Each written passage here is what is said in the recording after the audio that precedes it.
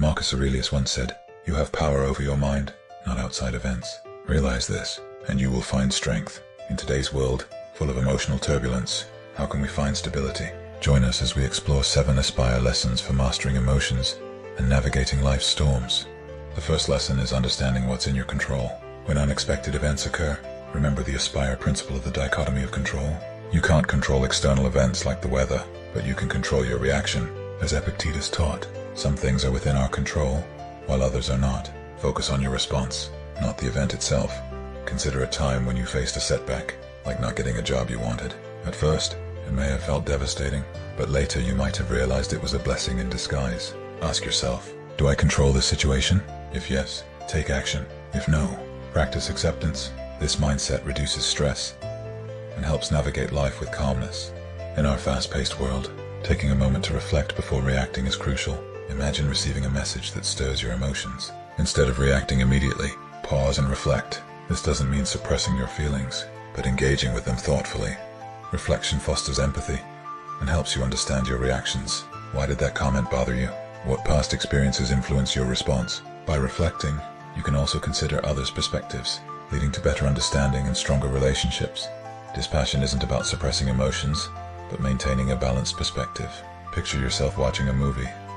You're engaged, but not overwhelmed. In today's information-overloaded world, dispassion helps us navigate without exhaustion. In heated conversations, practicing dispassion can prevent arguments from escalating. It allows you to listen effectively and respond thoughtfully. Cultivate self-awareness to recognize emotional triggers, giving you the freedom to choose your reactions wisely. When faced with challenges, ask yourself, will this matter in 5 years? This question shifts your perspective, helping you focus on what truly matters. Many of our current concerns will fade over time, so invest your energy in long-term goals and meaningful relationships. Journaling is a powerful tool for self-reflection and growth.